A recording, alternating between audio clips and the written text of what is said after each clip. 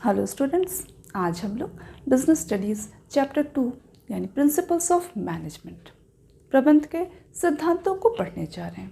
प्रबंध के सिद्धांत यानी ऐसे कुछ फंडामेंटल ट्रूथ जिसके थ्रू या जिसके हेल्प से किसी भी बिजनेस के मैनेजर को डिसीज़न लेने में और काम करवाने में बहुत ही हेल्पफुल साबित होते हैं। यानी management principles are statement of fundamental truth which provides guideline for managerial decision making and action।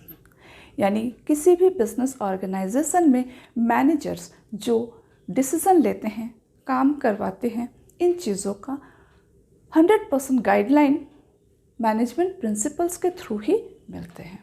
सिर्फ इतना ही नहीं बल्कि ये कहा जाता है कि मैनेजमेंट के प्रिंसिपल्स इतने स्ट्रॉन्ग है, इतनी स्ट्रेंथ है उसमें कि किसी भी एक्शन का रिजल्ट क्या होगा एक्शन लेने से पहले ही यानी काम शुरू होने से पहले ही बताया जा सकता है।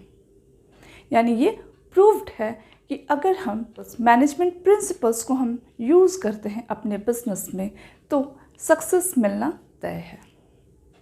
तो इन्हीं मैनेजमेंट प्रिंसिपल्स को प्रूव करने वाले दो पायोनियर्स का नाम सबसे ज़्यादा प्रोमिनेंटली लिया जाता है। एक हेनरी फ्योल और नंबर 2 F.W. टेलर। बट आज हम लोग इनमें से हेनरी फ्योल के बारे में पढ़ने जा रहे हैं। हेनरी फ्योल का जन्म 1841 में फ्रांस में हुआ था और इन्होंने एक कोल माइनिंग कंपनी में माइनिंग इंजीनियर के तौर पे अपना कैरियर स्टार्ट किया था 1860 में और 1888 में यानी 18 इयर्स के एक्सपीरियंस के बाद ये कंपनी के MD यानी मैनेजिंग डायरेक्टर के पोस्ट में प्रमोट हो गए थे। बट यहाँ पे रास्ता इजी नहीं था। यहाँ पे प्रॉब्लम ये था कि आज हेनरी फ्योल जिस कंपनी के मैनेजिंग डायरेक्टर के तौर पे प्रमोट हुए थे ये उनके लिए एक चैलेंज था क्योंकि वो कंपनी इंसॉल्वेंसी के कगार पे पहुंची हुई कंपनी थी। तो उनके लिए चैलेंज था कि इस कंपनी को अच्छा साबित करके दिखाना है। यहाँ पे मैं इंसॉल्वेंसी को थोड़ा सा समझा दूँ। इंसॉल्वेंसी यानी कंपनी का वो स्थिति जहाँ पे आकर के कंपनी के सारे संपत्तियों को अगर हम बेच भी देते हैं तो उनके सारे लायबिलिटीज़ को पे ऑफ करना संभव नहीं क्योंकि उनका एसेट से ज़्यादा लायबिलिटीज़ हो चुके हैं।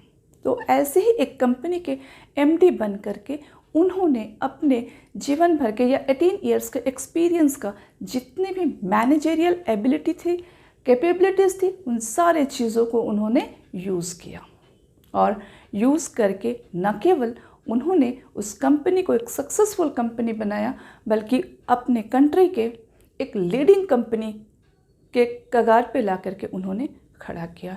एक फिनेंशियली स्ट्रॉन्ग कंपनी बन के वो कंपनी तैयार हो गई थी जो किसी दिन अपने लायबिलिटी को पे ऑफ करने का कैपेसिटी नहीं रखते थे।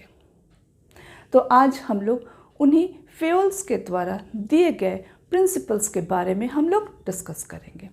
यानी हेनरी फ्योल ने अपने लाइफ में अपने एक्सपीरियंस को और मैनेजरियल एबिलिटीज़ को जिस तरह से उन्होंने यूज़ किया था उन्होंने उन्हीं चीज़ों को पॉइंट वाइज प्रिंसिपल्स के तौर पे हमें बताया। तो उनके द्वारा दिए गए प्रिंसिपल्स को हम लोग 14 प्रिंसिपल्स के नाम से जानते हैं। यानी उनका प्रिंसिपल्स कितने हैं टोटल 14। तो 14 प्रिंसिपल्स के नाम से हम लोग उन्हें जानते हैं और उन्हें father of management studies and thoughts भी कहा जाता है। तो अब हम लोग 14 प्रिंसिपल्स को एक एक करके समझ लेते हैं। सबसे पहला प्रिंसिपल्स है division of work. Division of work यानी कि काम का डिस्ट्रीब्यूशन।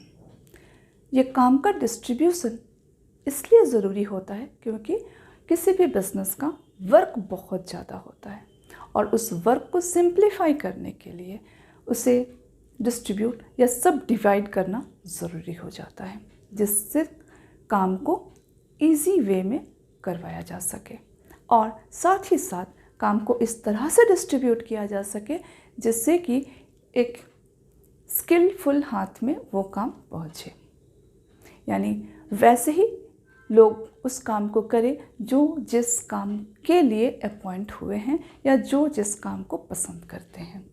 तो डिवीज़न ऑफ वर्क के थ्रू वर्क को ना केवल सिंप्लीफाई करते हैं बल्कि टाइम पे कंप्लीट भी कर लेते हैं। Number 2, authority and responsibility. तो ऑथोरिटी का मतलब होता है टू टेक डिसीजन और रिस्पॉन्सिबिलिटी मीन्स ऑब्लिगेशन, यानी उसके ऊपर जो जिम्मेदारी होता है।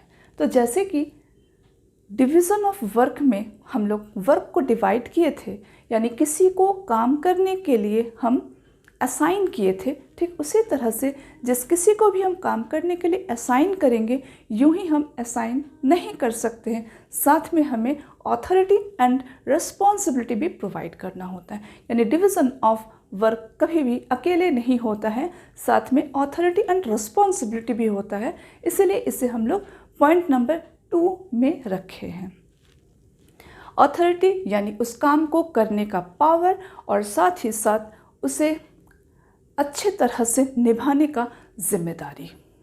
यानी जब कभी भी हम लोग वर्क को असाइन करते हैं तो साथ में हम लोग 2 चीज़ प्रोवाइड करते हैं। नंबर 1 क्या हो गया, उस काम को करने का पावर, और नंबर 2 हो गया उस काम को अच्छी तरह से प्रॉपर वे में कंप्लीट करने का जिम्मेदारी। नेक्स्ट है डिसिप्लिन। डिसिप्लिन जो कि बहुत ही सिंपल चीज़ है, हम सबको पता है। किसी भी बिजनेस में, ऑफिस में, घर में अपने कुछ रूल्स एंड रेगुलेशंस होते हैं। तो बिजनेस ऑर्गेनाइजेशन में जब हम लोग पहले से बताए हुए रूल्स एंड रेगुलेशन के तहत टोटल काम को कंप्लीट करते हैं या सारे वर्कर्स उन्हीं रूल्स एंड रेगुलेशन के तहत काम को करते हैं, तो उसी सिचुएशन को हम लोग डिसिप्लिन कहते हैं। यानी डिसिप्लिन्ड वे में अगर सारा काम हो तो वो ज़्यादा अच्छे तरह से कंप्लीट हो सकता है। नेक्स्ट है यूनिटी ऑफ कमांड। बिजनेस में एक चीज़ को हमें याद रखना होता है हमेशा, सुपीरियर और सबऑर्डिनेट का रिलेशनशिप। सुपीरियर नाम से ही पता चल रहा जो कंपैरेटिवली ऊंचे पोस्ट में होते हैं, सबऑर्डिनेट यानी उनके अंडर में जो काम करते हैं। तो यूनिटी ऑफ कमांड का मतलब होता है कि ऑलवेज कमांड एक इंसान से अगर मिले, या फिर इस तरह से हम समझ लें, अगर किसी से मुझे कोई काम करवाना है और उसे कोई एक ही इंसान बार बार उसे क्या करना है वो समझाए तो वो ज़्यादा बेहतर होता है। अगर अलग अलग इंसान से उसे इंस्ट्रक्शन मिले तो हो सकता है काम करने वाले कंफ्यूज्ड हो जाए। यानी अगर इंस्ट्रक्शन एक ही इंसान से मिले तो काम करने वाले के लिए बहुत इजी हो जाता है। इसीलिए कहा जा रहा है यूनिटी ऑफ कमांड। अगर इंस्ट्रक्शन देने वाले एक ही इंसान होंगे तो उस सिचुएशन में काम ज़्यादा इजी वे में हो सकता है। नेक्स्ट है यूनिटी ऑफ डायरेक्शन। यानी बिजनेस का गोल या बिजनेस का ऑब्जेक्ट ही सबका गोल होना चाहिए, जिससे कि सारे लोग एक ही चीज़ को अचीव करने के लिए अपना बेस्ट को दे सके। Next subordination of individual interest to general interest. बहुत सिंपल सा मीनिंग है, किसी भी बिजनेस का ऑब्जेक्ट को पाना ही बिजनेस के एम्प्लॉय का एकमात्र गोल होता है, और वहाँ पे इंडिविजुअल इंटरेस्ट का कोई ख़ास मायने नहीं रहता है। यानी इंडिविजुअल इंटरेस्ट को छोड़ कर के जब एम्प्लॉयज़ सिर्फ और सिर्फ बिजनेस के गोल को अचीव करने में अपना पूरा का पूरा फोकस कर दे तो हम इसे कहते हैं subordination of individual interest to general interest. यानी इंडिविजुअल इंटरेस्ट को हम जनरल इंटरेस्ट में, बिजनेस का इंटरेस्ट में कन्वर्ट कर देते हैं। इंडिविजुअल इंटरेस्ट का यहाँ पे कोई स्पेस नहीं होता है। नेक्स्ट है रेम्यूनरेशन टू पर्सन। रेम्यूनरेशन यानी कि पारिश्रमिक। हेनरी फ्योल का ये कहना था, किसी भी इंसान के साथ इनजस्टिस नहीं होना चाहिए। अगर एम्प्लॉयज़ काम कर रहे हैं तो उन्हें उनका पारिश्रमिक सही तरीके से मिलना चाहिए। न केवल अमाउंट सही होना चाहिए बल्कि उनको अमाउंट जो पेमेंट करते हैं उसे कैलकुलेट करने का भी प्रॉपर तरीका होना चाहिए। और सिर्फ एम्प्लॉय ही नहीं, एम्प्लॉयर के साथ भी इनजस्टिस नहीं होना चाहिए। अगर दोनों ही अपना काम को सही तरीके से करेंगे और दोनों अपने जगह पे खुश रहेंगे, यानी एम्प्लॉय अगर पैसा को लेके खुश है और एम्प्लॉयर अगर पैसा को दे के खुश है, तो इसका मतलब है कि दोनों ही खुश है, यानी दोनों ही अपने लेवल का बेस्ट को दे सकते हैं। क्योंकि जब तक इंसान खुश नहीं होते हैं वो अपना बेस्ट दे नहीं सकते हैं।